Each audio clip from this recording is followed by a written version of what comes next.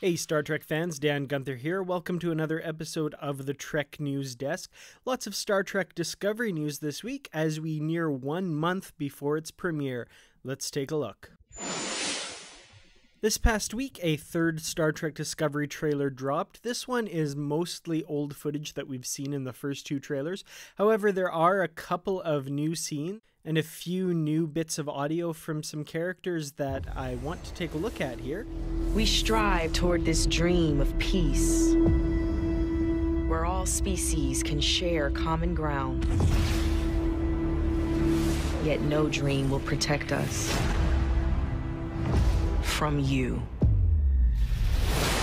So first off, we get this new shot of Michael Burnham here, as well as a monologue from her talking about striving towards the dream of peace and the impediment to that peace, presumably the Klingons. Another new shot here of T'Kuvma, the leader of the Klingons, played by Chris Obi.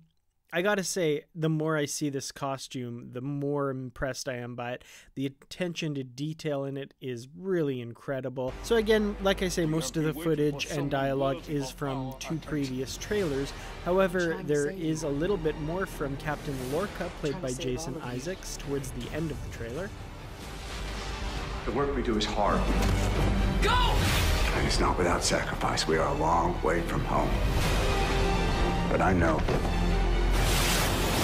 that it is a sacrifice worth making. Sounds like a bit of a rallying cry to his crew, or perhaps Michael Burnham in particular. Interesting to note his accent. Jason Isaacs, of course, is from the UK and has a very British accent.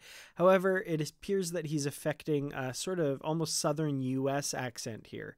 And you can definitely hear that on his reading of "That's the Spirit" at the end here to Michael Burnham.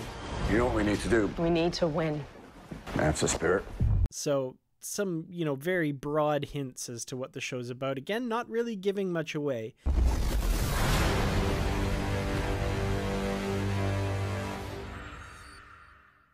And we close on the shot of the Discovery that we saw in the previous trailer. To date, the only shot of Discovery that's not just part of a poster or graphic. This is the only view of the Discovery we've gotten from the actual shows. I'm sure we'll be seeing a lot more short trailers and TV spots as we get closer to the September 24th premiere date. And I, of course, will be on the lookout for anything new from those trailers. CBS has also recently been releasing some character spots on their Twitter. The latest are for Cadet Sylvia Tilly, played by Mary Wiseman, Lieutenant Ash Tyler, played by Shazad Latif, Klingon leader T'Kuvma, played by Chris Obi, and a Klingon named Vok, who is apparently a member of T'Kuvma's house. Interestingly, we don't know who plays Vok. Apparently there's a little bit of mystery surrounding it. I'll have a link to the story on trekmovie.com where they analyze these character videos, along with some speculation that Vok may be played by actor Sam Witwer.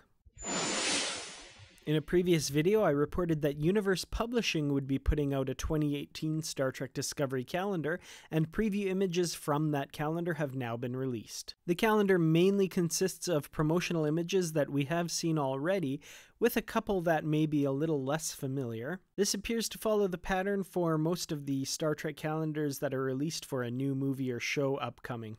I'll have a link in the description below to the images on trekcore.com, as well as a link to pre-order it if you would like to pick it up from amazon.com.ca and .co.uk. In other Discovery merch news, QMX now has for sale on their website the Star Trek Discovery badge insignias. They include all 4 designs for Command, Science, Operations, and Medical. Unfortunately, these badges don't feature the rank insignia like the real Star Trek Discovery badges do. However, they are really quite gorgeous. I might be picking one up for myself to go along with my Star Trek 50th anniversary badge that I got from QMX last year. Also, no sign whether the retailer has any plans to release Cadet Tilly's special cadet badge as well. After a month-long drought of new Star Trek novels, we finally have a new release coming right at the end of August. Due out on August 29th is the latest Enterprise novel by Christopher L. Bennett, Rise of the Federation, Patterns of Interference. From the back cover, "The time has come to act.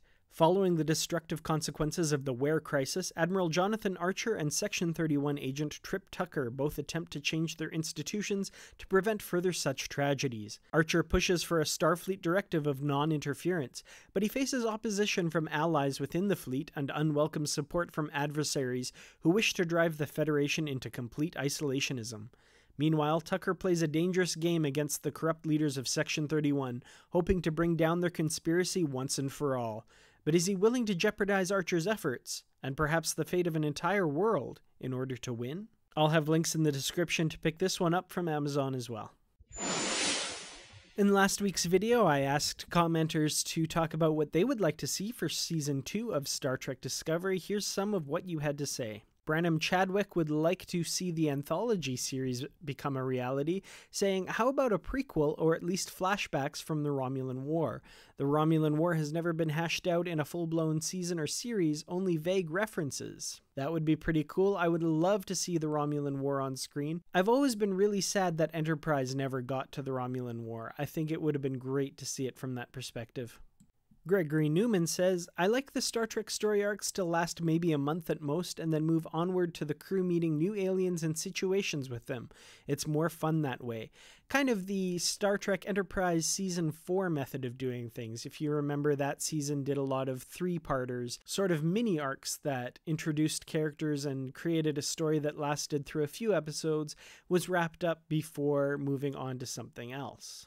Finally, Stephen W. Fothery says, how about making the anthology show a spin-off while also giving us a Discovery Season 2 with Tholians? I like the way you think, Stephen. The more Trek, the better. I would love to see something like this. Who knows what we might get if Discovery is a success? Hopefully more Star Trek, more series coming out. Frankly, I can't wait to see what they have in store, and the sky's the limit as to what Star Trek can do in the future. Well, thank you all so much for watching this week. If you have any Star Trek news tips, be sure to leave them in the comments, or you can follow me on Facebook, Twitter, Instagram, and Reddit. Links are all in the description. I'll see you all in the next video, and as always, live long and prosper.